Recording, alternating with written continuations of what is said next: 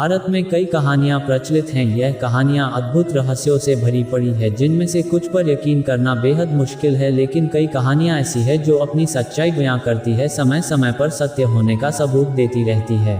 आज हम आपको एक ऐसे ही रहस्यमय व्यक्ति के बारे में बताएंगे जो पिछले 5000 सालों से जीवित है और समय समय पर वह अपने होने का संकेत हमें देता रहता है। हमारे हिंदू ग्रंथों में 7 ऐसे महामानवों का जिक्र आता है जो आज भी अजर अमर है और आज भी धरती पर उपस्थित हैं। अश्वत्थामा उन्हीं में से एक है।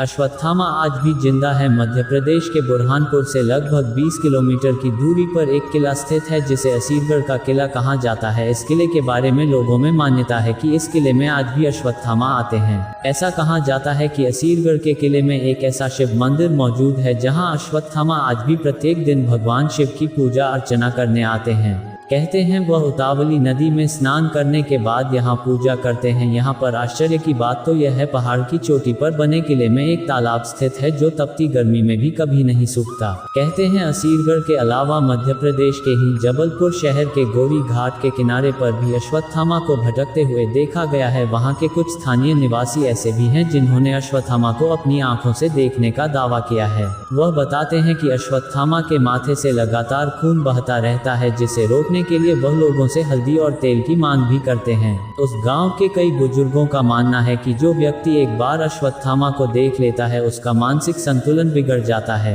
हमारे वेदों के अनुसार अश्वत्थामा को उन अष्ट चिरंजीवियों में से एक माना जाता है जो आज भी अमर है और इस धरती पर मौजूद है और समय समय पर अपनी मौजूदगी का एहसास हमें कराते रहते हैं। लेकिन अगर यह सिर्फ मिथक है तो वो कौन है जो हर सुबह मंदिर का ताला खुलने के पहले ही शिवलिंग की पूजा कर चला जाता है? दिन शिवलिंग पर ताज़ा फूल और जल चढ़ा मिलता है। सूरज ढलने के बाद असीरगढ़ के इस किले में किसी को रुकने नहीं दिया जाता। सब जगह ताले लगा दिए जाते हैं, पूरे किले को बंद कर दिया जाता है। तो फिर वहां कोई कैसे आ सकता है? यह तभी ही संभव है जब किसी के पास दिव्य शक्तियां हो।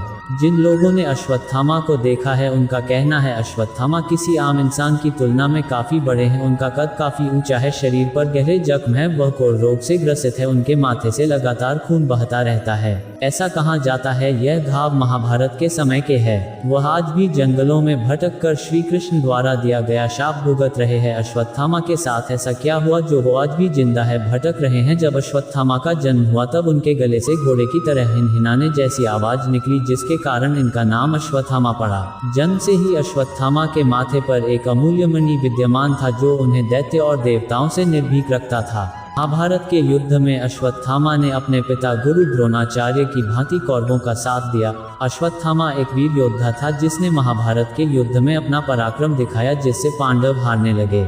गुरु द्रोण और बेटे अश्वत्थामा ने मिलकर पांडवों को परास्त कर ही दिया था। तभी श्री कृष्ण ने कपट नीति अपनाकर युधिष्ठिर से झूठ कहने को कहा। सबके बीच यह बात फैला दी गई कि अश्वत्थामा मारा गया, जबकि जो मारा गया था वो अश्वत्थामा हाथी था। युधिष्ठिर से सत्यता की पुष्टि करने के लिए जब पूछा गया तब उन्होंने कहा अश्वत्थामा मारा गया परंतु हाथी। लेकिन श्री कृष्ण के शंखनाद करने के कारण हाथी शब्द गुरु द्रोण नहीं सुन पाए और पुत्र शौक में उन्होंने अपने शस्त्र त्याग दिए। इस अवसर का फायदा उठाकर धृष्टद्युम्न ने उनका सर काट दिया।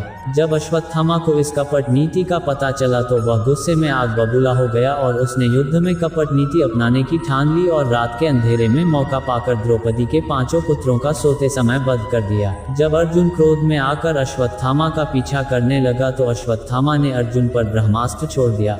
अश्वत्थामा ब्रह्मास्त्र छोड़ना तो जानता था लेकिन लौटाना नहीं, इसलिए इसे रोकने के लिए अश्वत्थामा ने ब्रह्मास्त्र को अभिमन्यु की पत्नी उत्तरा के गर्भ की ओर मोड़ दिया। अबोध बालकों और स्त्री की हत्या को अधर्म बताते हुए श्री कृष्ण ने क्रोध में आकर अश्वत्थामा के माथे पर लगा मणि निकाल लिया और कलयुग के अंत तक उन्हें पृथ्वी पर भटकने का शाप दे दिया। मणि निकल जाने से अश्वत्थामा की सारी शक्तियां चली गई। कहते हैं तब से लेकर अब तक अश्वत्थामा के माथे से लगातार खून बह रहा है। उसके शरीर पर महाभारत युद्ध के घाव है जो अभी तक नहीं भरे हैं। ना जाने अश्वत्थामा ने कितने ही कष्ट सहे हैं और कितने ही कष्ट सहने अभी बाकी है।